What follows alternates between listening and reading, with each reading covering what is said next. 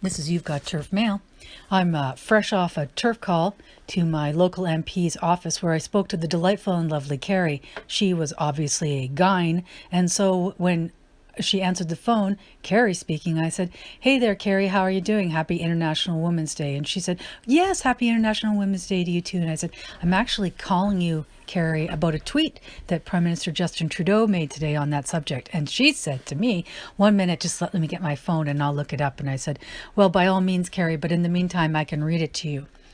It goes like this: "And with a disturbing rise in anti-transgender hate here in Canada and around the world recently, I want to be very clear about one more thing. Trans women are women. We will always stand up to this hate whenever and wherever it occurs." At this point, Carrie seemed somewhat confused, and I said to her, "Carrie, do you know what the problem is?" And she said, and I said, "The problem is that men aren't women." And she said, yes. I said, "Yes, men aren't women, and they're also not girls." And I don't know if you know about this, Carrie, but now they're starting to call themselves girls. There's an actor named Eddie Izzard, and he says he can swing from boy mode to girl mode. And there was a kind of dead silence as Carrie considered this. And then I said to Carrie, that men aren't women, and that it was time for the Progressive Conservative Party to stand up to this nonsense, despite the risks that it takes. I absolutely understand it is a dangerous project to undertake to start to push back, but I explained that if John Barlow didn't want to do it, I myself would be running as an independent, and then I would stand up at public events and say, "I'm the only candidate in this room who can stand here before you and ask and answer the question, what is a woman, an adult human female?" I don't want to have to put the pressure on him, Carrie. I would much rather he starts to do it himself as my elected official, but I understand that he may not be able to.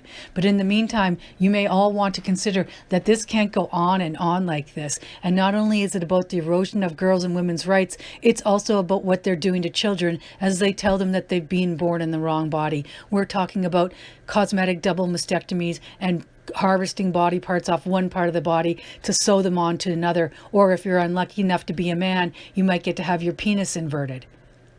Carrie seemed confused by all of this. I said, "Carrie, I don't know, perhaps you're not following this, but I've been following it for some time now. And it's very upsetting because I'm sure, like myself, you've been told your whole life that you should be careful where you walk and be careful when you park, be careful how you dress, be careful how you talk, keep your eye on a drink at a bar so that a man doesn't drug it. You've learned since you were a girl that you should be wary of violence from boys and men, and you've practiced that your whole life. And now the federal government is telling you that any man can come into any bathroom or change room where you happen to be, and that it's impossible to hold those two cognitively dissonant thoughts together in your head without losing your mind. It is literally maddening." And then I asked Carrie if she knew about the man who was in the prison at the mother and babies ward, the cannibalistic pedophile, and she didn't know about that. And then I asked Carrie if she knew about the father who just got banned from the swimming pool in Calgary because he was upset to find out that there was a naked man in the changing room with his 12-year-old daughter, and she didn't know anything about that either. So then I said, "Carrie, I'll tell you what, I'm going to call you once a week and I'm going to give you the update on everything." And she said that would be nice.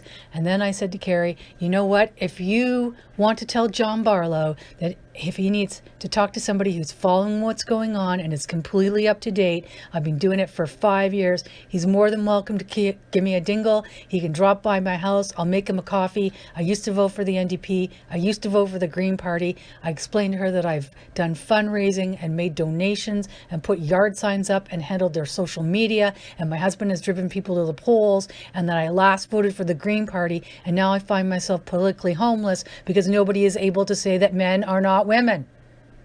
It was awesome.